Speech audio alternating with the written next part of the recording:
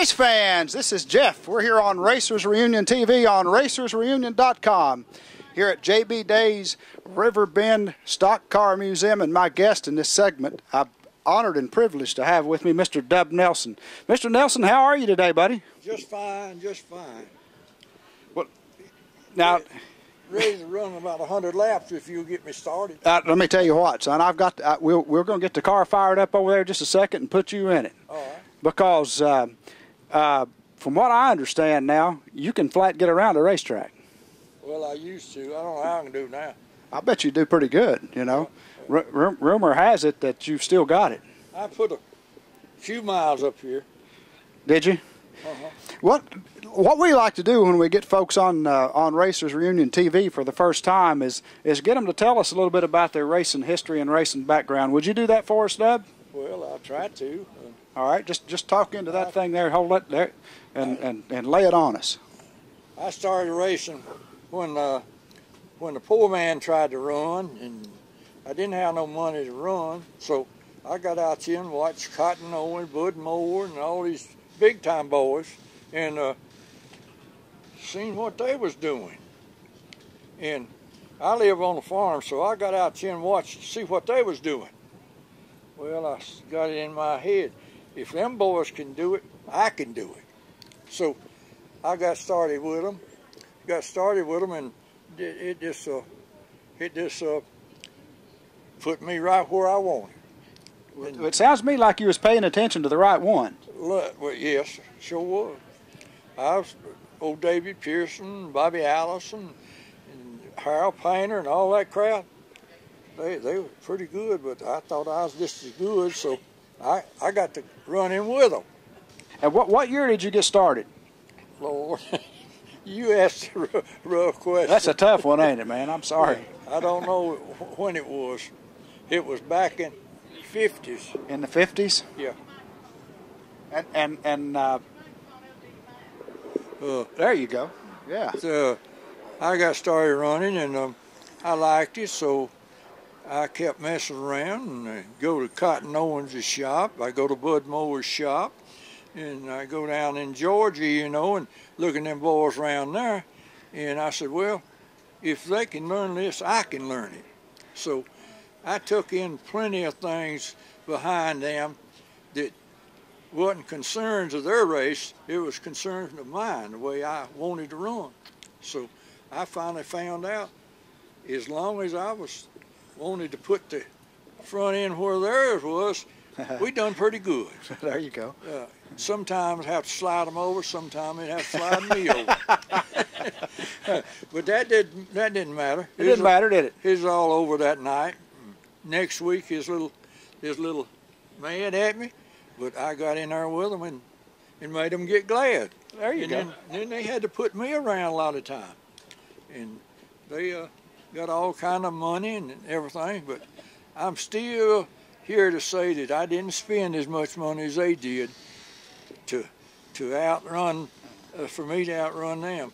But they really spent some money for that. It took a lot more money for them to outrun you than it did for you to outrun them. And I'll tell you what, that's an accomplishment right there. Yeah, well, I was crazy and born close to a bootlegger, and I didn't care. I just had a good time, and that's the only thing about racing. If you can have a good time and take what you give, then you're all right. It's a good thing to do. But now, I had a lot of them that didn't like that, but the only thing I done was just run right on. Well, you know, when you're racing, you can't please everybody now. No, I sure can't. Yeah, because they can't everybody win that race. That's exactly right. Yeah, and I know I bumped a few people, and they bumped a few of me, and that's what I call racing. Well, you know, with racetracks, there never was enough real estate for everybody, right? No, that's right. It sure is. And, tell us about the cars you drove. Well, I drove 34 coach. I drove a 33 coach. I drove a 32 coupe. And I drove 44s, 40 coupes. And then I moved on up a little later model. As the other boys would move up, I'd get their junk and move up too. I figured if they could do that, I could too. So I tried it anyway, and I seemed to come out pretty good. So I sure am glad of what I accomplished, and thank these boys for putting on the races and letting me run where I run. And when I got to where I could run with Cotton and Bud Moore and all those boys, I thought that it's time for me to play with them. There you go. And I started running anywhere I could and could afford it. But, so when you think back about your racing career and all those times that you ran, what is there anything that you're more proud about, you're most proud about, or your best time that you want to tell us about?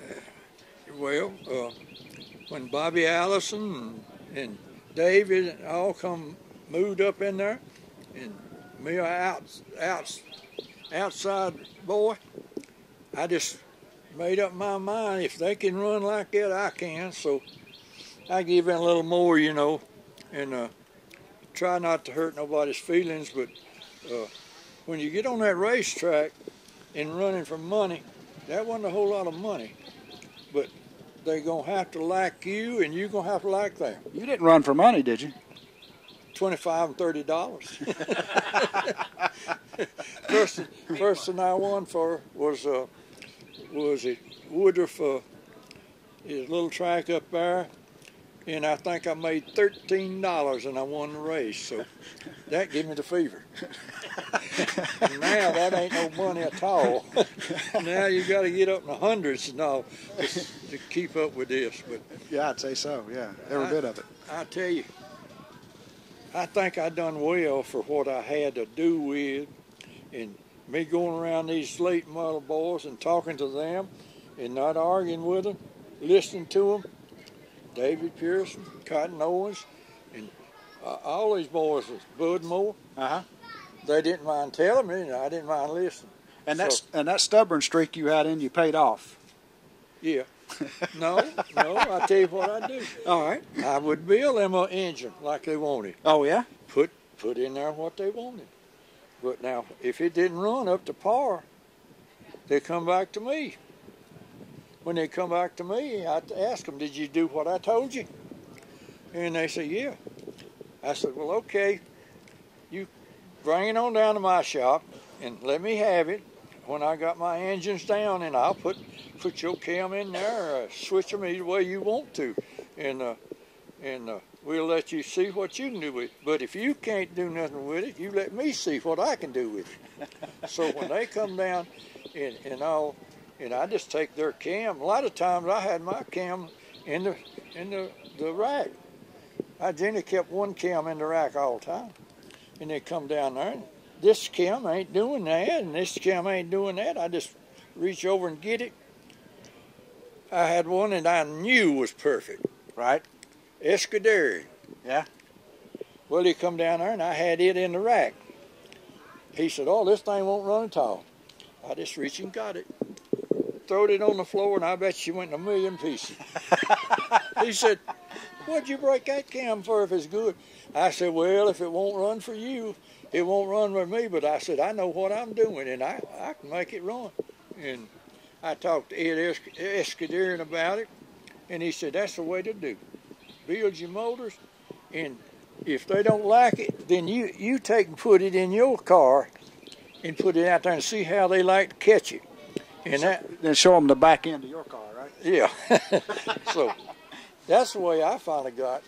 Keep from hearing the racket. I would build me an engine, and if it started hollering, I'd put that engine out of that car on there with them. Ladies and gentlemen, you heard it right here.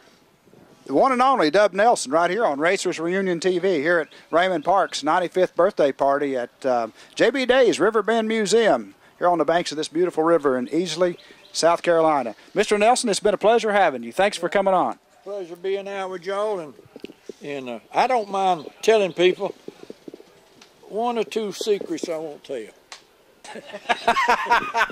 Thank you. Thank you, Mr. Nelson.